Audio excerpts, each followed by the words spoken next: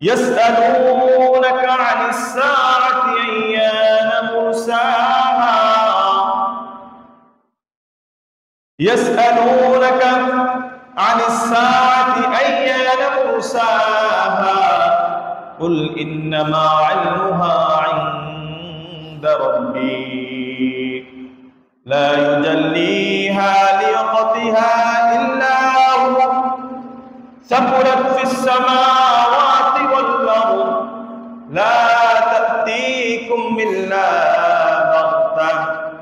يسألونك كأنك حفي عنها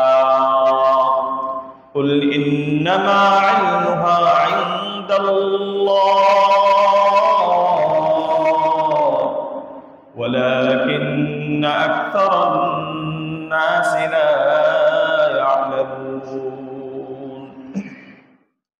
আল্লাহ পাক রব্বুল আলামিন বলেন লোকেরা আপনাকে প্রশ্ন করেন কিয়ামত কখন সংঘটিত হবে লোকেরা আপনাকে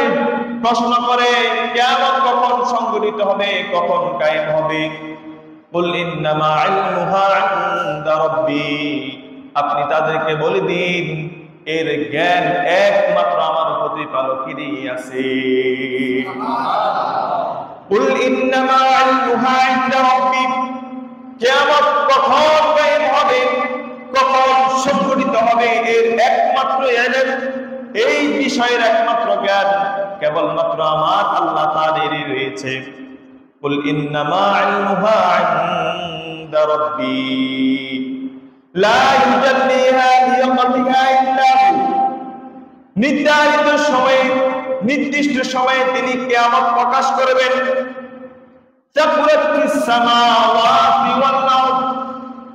এই কিয়ামত নবমণ্ডল ভূমণ্ডলের জন্য একটি ভয়ঙ্কর ঘটনা হবে লা তাতিকুম ইল্লা বাগতা আকস্মিকভাবে তা তোমাদের উপরেই চলে আসবে ইয়াসআলুনাকা কাআন্নাকা হাফিয়ুন আনহা আল্লাহ তাআলা বলেন তারা আপনাকে প্রশ্ন করতে থাকে মনে হয় যেন আপনি তার অনুসন্ধানেই লেগে আছেন লোকেরা আল্লাহ রাসূলকে এমন ভাবে প্রশ্ন করতে থাকে কিয়ামতের বিষয়ে মনে হয় যেন রাসূল কিয়ামতের অনুসন্ধানে লেগে আছেন